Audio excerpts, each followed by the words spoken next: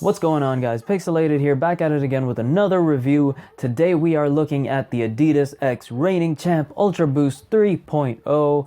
These were released on Friday, April 7th, and are a collaboration between Adidas and the famed Canadian cozy company known as Reigning Champ. If you don't know, Adidas already had a popular collaboration with Reigning Champ in which they released their ever so popular Ultraboost 1.0 and a Pure Boost as part of the collaboration in this heathered pattern colorway back in 2016.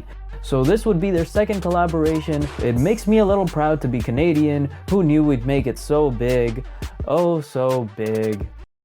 Pause. Anyways, this is my second Ultraboost 3.0 that I got the W on. I missed out on the Chinese New Year's Ultraboost 3.0, which was probably my favorite 3.0 to date. Wasn't too big a fan of any version of the triple black in the 3.0 colorway or any other 3.0 for that matter, so I'm glad I got these. Let me preface this review by first saying, man, I got mad hate on that last Mark Newson VaporMax video. I knew it wasn't a popularly adored silhouette to begin with, but wow, I had no idea people felt so strongly about it. It doesn't affect me because when I like something I could care less what someone else has to say. That's the whole point of you being you and dressing and feeling like you. But for those that were so disgusted by it, do remember that your savior Travis Scott wore them at the Sneak Easy event.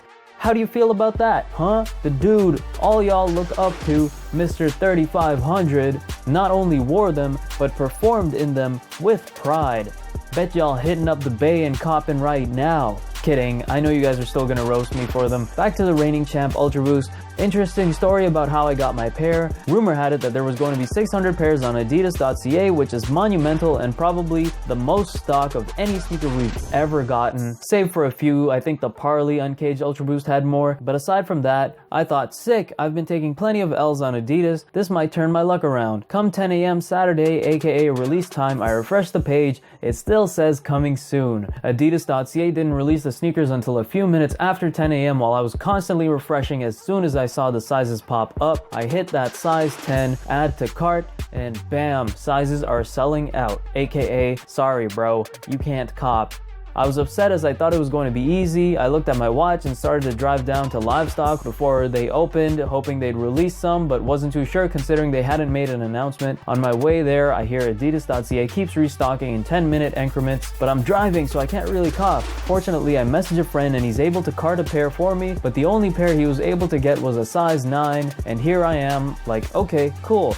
Maybe I'll have to sell the size 9 and buy a size 9.5 or 10. I get to Livestock and there's already a lineup. Turns out my friend is one of them. I got the bright idea to ask him to grab my size, and at the very least he can swap me for the size 9 I got off adidas.ca. Thankfully, that is exactly what happened. He was able to get a size 9.5, which is half down from my true size, and it fits with thin socks, but my toes do pop out a bit, something that can be resolved by taking the insoles out. I didn't take the insoles out during this whole review, so if you see my toes at the edge of the sneaker, that's probably why. Anyways, back to the review.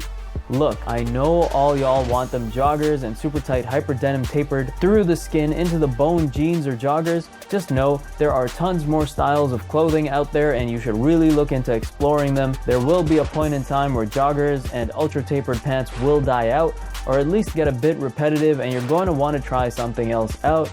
Funny enough, these pants were labeled joggers when I bought them. I got them from Uniqlo. There is an elastic at the end of the pant legs, but clearly it's not tight enough to be considered joggers unless you have 30-inch calves. I mean, I get it, mine aren't that impressive, but it shouldn't take that much for them to be considered joggers. I'd much rather call these cropped or 3/4 pants. I got them in a gray colorway and they were a blend of polyester and spandex, very light and breathable for the summer, and this was a particularly hot day, so I'm extremely glad I wore them. Here we have the regular white laces and the alternative gray laces in the shoe at the same time. Onto the shoe. Now, when I first saw these, I'll be honest with you, I'm a huge fan of Reigning Champ. I know their mantra and mission is to pull off a timeless look and focus more on the materials and construction rather than extremely unique design. If you look at their catalog of clothing, you'll understand that basically 99% of what they release can be considered cozy essentials, as I like to call them. As the color palette is pretty grayscale, aside from the olive pieces, you'll see a lot of gray, blacks, whites. I mean, at least the blacks and whites are getting along, am I right? Oh wait, it's not the 1900s anymore? Okay, sorry, I'll stop. but I was really close to passing up on these when I first saw them. They really just looked so close to a triple white 3.0 to me that the extra additions didn't really impress me at first, but the more I saw it, the more I realized, one, of course it's going to look like that. This is exactly what Reigning Champ stands for. And two, I really needed a simple pair of Ultra Boost that I can wear around as beaters and not worry about getting too tattered and worn in. Why not do that with these rather than plain triple white Ultra Boost? Reigning Champ hit me with that plain and simple, hit me with that boring, hit me with that vanilla, hit me with that ZZZZ. No, but seriously, Reigning Champ, I gotta applaud you. You guys know how to give a simple look that bruh. The comfort is there. We have the Legacy Ultra Boost midsole, and the 3.0 Prime Knit is baby bottom soft. I went half a size down and it doesn't feel tight or restricting, although I wouldn't recommend going half a size down. You basically see the outline of your own foot at times. If you do go half a size down, more likely than not you'll have to take the insole out, although I'm hoping the insole sinks a bit because I really prefer wearing my Ultra Boost with the insole in. The sneaker came with the same Adidas X Reigning Champ box that the 1.0 came with, this nice clean all white box with Adidas Reigning Champ co-branding on the top and the side. Here's the shoe label tag, and it came with the same clean white dust bag as well. Not the best quality dust bag, but the fact that it's included goes to show the whole attention to detail aspect of Reigning Champ and how it plays into their collabs as well. Now, the upper of this sneaker is all Prime Knit and is the 3.0 pattern where we have vertical lines running across from the toe box to the back of the shoe. It is an all white alternating with what I want to say is light gray lines, but I feel like there is a light blue tint to it. That's what it looks like every time I look at it, but it might just be the fact that the gray is so light it may look like light blue in certain light, especially the bright sunlight that I was in while filming this. Go back and count how many times I just said light. However, let's just stick to white and light gray as it is probably the most true colorway of this sneaker. The tongue is this plush feeling tongue, common with 3.0s, and is the same light gray color that we see hits of across the shoe, with Adidas on the right tongue and Reigning Champ logo on the left tongue. The lace cage is special because it is made of leather, real leather, not that fugazi baloney pleather stuff you find on couches at discount furniture stores, and it is the same light gray you see on the tongue, except because it's leather you see the texture and detail of the leather and how the color varies across the cage because of it. And of course, ladies and gentlemen, it's time to bring back the hype beast lacing segment. The sneaker comes with white flat laces as the primary laces, and to my surprise it also comes with a set of extra gray laces. Hallelujah, am I right? A non-consortium collab comes with extra laces?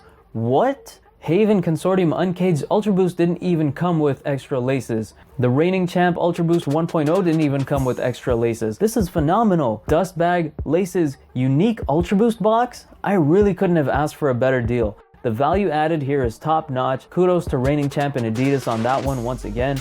I personally prefer the white laces to stay in the sneakers, but I'm glad and I think it was wholly necessary for them to include the gray laces, as I'm sure many people would rather have those in their pair. And of course, the main piece, the eye catcher, the game changer, the reason why the Reigning Champ collab stands out over any other Ultra Boost 3.0 collab is the suede heel cup. We still have the plastic heel cup overlay, but embedded in it is a suede patch with the Ultra Boost text embossed into it. Of course, it is all gray. It's not a super brushy suede, so don't get caught up on that. But the fact that it's suede is kind of cool because I don't think that's really been done to an Ultra Boost until this one. Of course, there's that one Ultra Boost releasing that has a beige suede patch on it, but who really cares? It's not Reigning Champ. Plus, I prefer this cohesive tone of suede since it goes with the rest of the sneaker versus the beige patch Ultra Boost, where the rest of the shoe is a completely non-conforming color. That might sound wrong coming from me since I love wildly colored stuff, but it just doesn't work on the other Ultra Boost for me. The outsole is the same gray that we see predominantly on the rest of the shoe. And lastly, another nod to Reigning Champ's attention to detail and focus on premium materials. The insole is all leather,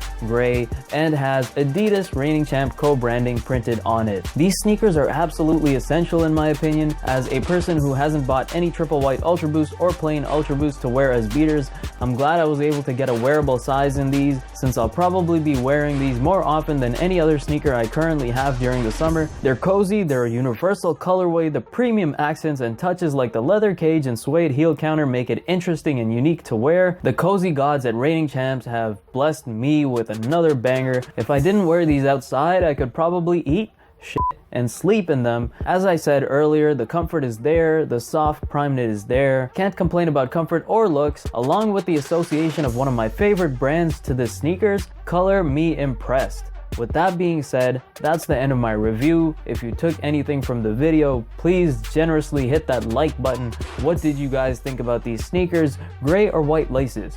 I really want to know your thoughts. Let me know in the comment section below, and as always, subscribe for more juicy content. Catch you later. Pixelated out.